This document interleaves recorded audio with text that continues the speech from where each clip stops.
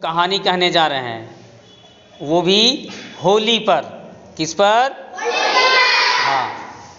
तो अयोध्या का राजा दशरथ थे, उनकी 3 पत्नियां थी, लेकिन उनका कोई संतान नहीं था। बहुत प्रयत्न करने के बाद उनके यहाँ 4 पुत्र ने जन्म लिया, यानी भगवान राम, भरत, लक्ष्मण, शत्रुघ्न, ये चारों का नाम था। समय के साथ धीरे धीरे ये बढ़ते चले गए और बड़े हो गए। तो उनके राज दरबार में एक मंथरा नाम की दासी रहा करती थी। वो कैकेयी रानी की दासी थी। किसकी रानी थी? कैकेयी की दासी थी। अब वो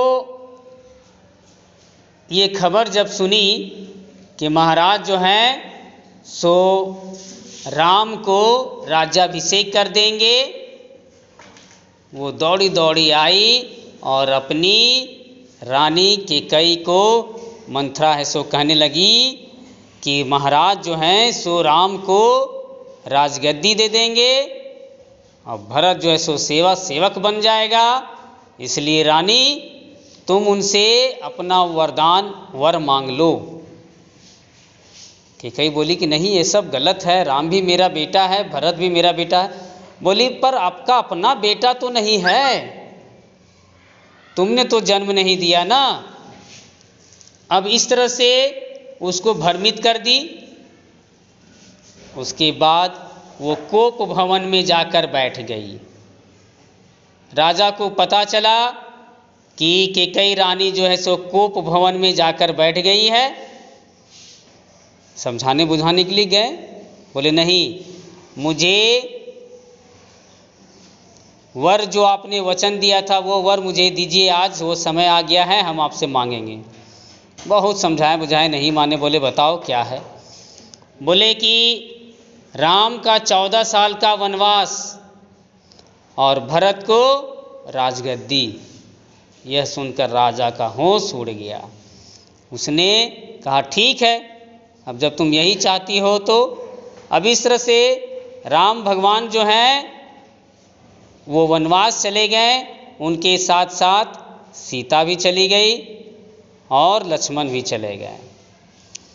अब जंगल में एक दिन रावण आया और सीता माता को चुराकर ले गया, लंका ले गया। अब राम और लक्ष्मण हैं सो ढूंढने लगे कि कहाँ है, कहाँ गई सीता, सीता सीता करके चिल्लाने लगे, पर वो कहीं नजर नहीं आए। चलते चलते चलते चलते 1-2 वानर मिले, उनसे वो पूछे, तब बोले कि हाँ, कुछ आकाश मार्ग से आवाज आ रहा था और कुछ गहने हम लोग पाए हैं। अगर आप गहने को पहचान लेंगे तो पता चल जाएगा कि ये किसका गहना है। गहना लाकर दिया गया तो देखा गया, अरे ये तो सीता का गहना है, इसका मतलब सीता का कोई हरण कर लिया है, यानी चुरा कर ले गया है। तब पता चला कि नहीं, वो लंका का राजा रावण जो है सो चुरा कर ले गया है। अब उसी बीच में वानर में हनुमान से भेंट हुई और सारी वानरी सेना को लेकर लंका की ओर चढ़ाई कर दी। घमासान युद्ध हुआ और उसमें रावण के एक से एक योद्धा मारे गए।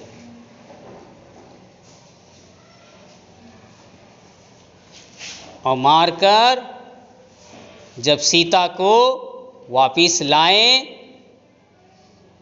तो अयोध्या में एक खुशी का आयोजन किया गया और उसी खुशी के आयोजन में जितने अयोध्यावासी थे सभी रंग अबीर लेकर एक दूसरे को लगाने लगे और खुशी खुशी नाचने लगे। तो उसी दिन से होली जो है सो चलने लगा और रंगों का त्यौहार मनाया जाने लगा। और इस तरह से जो उस समय से चला आ रहा है सो आज तक होली चलता आ रहा है और चलता रहेगा और इसी तरह से मनाया जाएगा। धन्यवाद।